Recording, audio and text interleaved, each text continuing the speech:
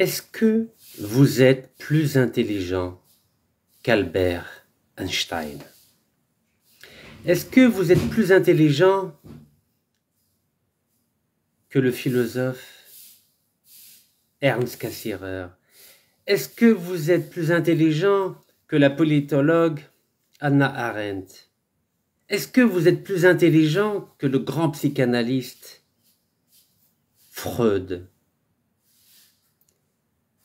Si je vous parle d'eux, c'est parce que ces 4 personnages étaient la crème de l'élite juive allemande en 1933, lorsque Hitler est arrivé au pouvoir le 30 janvier 1933.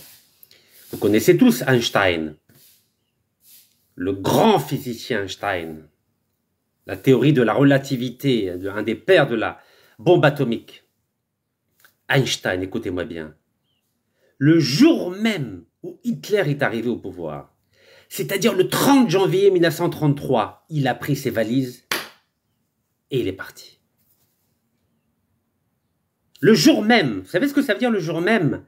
C'est-à-dire qu'un génie, il n'a pas besoin de 10 ans pour comprendre quand un danger est devant lui, comme ça, droit devant ses yeux. Einstein, le jour même de l'arrivée d'Hitler, a quitté l'Allemagne, car il savait que le danger était imminent.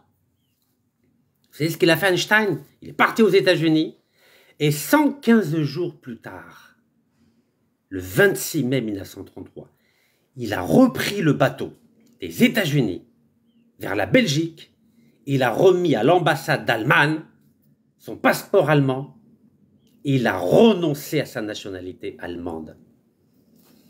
Alors, humblement, j'ai fait la même chose en août 2013, lorsque j'ai vu que le président Sarkozy avait décidé de faire voter une loi contre les femmes musulmanes qui portaient librement le niqab dans la rue.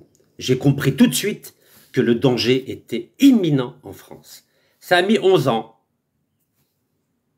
pour que ça devienne réel en France. Et aujourd'hui, que se passe-t-il en France? On a des maires, à côté de Rouen, qui ont validé une opération dehors des étrangers. Une opération organisée par une association dans un bar. On a un député Rassemblement National qui dit publiquement à la télévision « Tous les postes seront réservés à des franco-français ». C'est-à-dire fini les blacks, fini les arabes, fini les juifs. Vous savez que Netanyahou, il a la double nationalité, israélienne et américaine. Aux États-Unis, on n'a jamais dit qu'il fallait exclure ou bannir ceux qui ont la double nationalité, ni en Israël d'ailleurs. Il y a une candidate du Rassemblement National qui a dit ouvertement « Les blacks, il faut qu'ils retournent à Djibouti, dans leur milieu naturel. » Ça veut dire quoi? Ça veut dire que les blacks sont des animaux. Normal, hein? Personne ne crie au scandale, tout passe comme une lettre à la poste. Je continue. Il y en a un qui a carrément fait une affiche électorale en disant qu'il voulait offrir un avenir aux enfants blancs. Donc apparemment tout ça, ça n'a pas l'air de vous choquer. Et là je m'adresse aux 15 millions de Noirs, d'Antillais, d'Arabes, de Berbères et de Turcs. Vous croyez que c'est rien tout ça, ça va passer comme une lettre à la poste, il n'y aura aucun problème, tout est beau, tout est rose, c'est magnifique. Alors vous savez, Einstein a quitté l'Allemagne pour les États-Unis en Californie. Il se trouve que je suis en Californie, sauf que moi, je n'ai pas fui la France pour aller en Californie. Moi, j'ai volontairement quitté la France et j'ai renoncé à ma nationalité française pour aller dans mon pays d'origine, l'Algérie, en 2013. Alors, je vous rassure, hein, c'est pas rose en Algérie. Hein.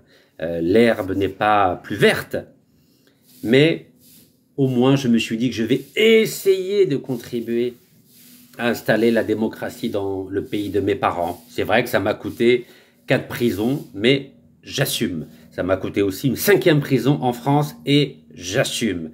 Donc je ne suis pas là pour me plaindre. Je suis simplement là, ici en Californie, avec mon fils, pour essayer de vous réveiller, de vous secouer. Vous savez, comme la bouteille Orangina, secouez-moi, secouez-moi. Parce qu'apparemment, vous voulez rien comprendre. Vous continuez à ne pas les voter. Bon, c'est vrai que j'ai constaté qu'il y a 2 millions de personnes qui ont signé des procurations. Il y a un peu de mobilisation dans les quartiers, mais c'est beaucoup trop faible par rapport aux enjeux et par rapport aux dangers que vous courez bientôt. Et là, je vous repose la question. Est-ce que vous croyez que vous êtes plus intelligent qu'Einstein? Est-ce que vous croyez que vous êtes plus intelligent que Freud? Vous savez que Freud, il a été obligé de payer une taxe aux Allemands pour être autorisé à quitter l'Allemagne, à quitter l'Autriche en 1938. Il a payé une taxe de 30 000 marks. Et s'il n'y avait pas la protection des États-Unis et du président américain de l'époque, Roosevelt, jamais il n'aurait été autorisé à quitter l'Autriche, qui avait été envahie par l'Allemagne pour former ce qu'on appelle l'Anschluss, l'unification entre l'Allemagne et l'Autriche. Donc vous imaginez, vous croyez que le président américain va vous défendre, vous, et vous assurer une protection H24 devant votre maison pour pas que les prochains nazis ne vous bloquent votre maison, fouillent dans votre maison, kidnappent votre fille? Car les Allemands ont kidnappé la fille de Freud. Il a fallu à nouveau le président américain qu'il intervienne pour qu'elle soit libérée. Vous croyez que vous aurez le président américain qui va protéger 15 millions de Noirs, d'Antillais, d'Arabes, de Berbères, de Turcs? Ne rêvez pas. Personne ne va vous aider. Freud, c'était une sommité mondiale. C'est pour ça que le président américain était là pour le soutenir. Mais vous, les 15 millions, mais personne ne connaît même pas votre nom. La seule valeur que vous avez aujourd'hui, c'est votre carte d'électeur. Donc si vous n'utilisez pas votre carte d'électeur contre le Rassemblement national, contre Le Pen, contre Bardella, qui n'est qu'une façade, Bardella, parce que j'entends certains dire, oui, mais son grand-père était kabyle. Mais alors, vous croyez parce qu'il est kabyle, il va vous protéger, vous les kabyles? Mais vous rêvez, ce n'est qu'une façade. Derrière Bardella, il y a un parti raciste, xénophobe, qui n'attend que d'arriver au pouvoir pour faire ce qu'a fait Hitler à partir du 30 janvier 1933 et que Einstein a compris en quittant le pays le jour même de son intronisation. Et je l'ai répété 3 fois pour que ça rentre dans nos petites têtes. Donc si le 30 juin, vous ne votez pas, eh bien préparez-vous au drame des 6 millions de juifs d'Europe qui ne croyaient absolument pas que Hitler allait les massacrer. Ils se sont dit, mais non, c'est que des mots, il va rien se passer. Vous connaissez Golda Meir? Golda Meir, c'était une pauvre juive d'Europe qui est devenue plus tard Premier ministre d'Israël. Vous savez ce qu'elle a dit? Elle a dit, on n'y croyait pas. On croyait que c'était que des mots, que des mots. Jamais Hitler n'allait parquer, regrouper et massacrer dans les chambres à gaz 6 millions de juifs. On n'y croyait pas. On s'est dit, c'est un fou, il parle comme ça juste pour gagner les élections. Eh ben non, c'est devenu une réalité. Donc je finis ce live en vous redisant, est-ce que vous croyez que vous êtes plus intelligent qu'Einstein? Je ne crois pas. Ni vous, ni moi. Donc si vous ne voulez pas connaître la même tragédie que les Juifs d'Europe qui ont été massacrés à coups de millions entre 1933 et 1945, vous n'avez qu'une seule chose à faire.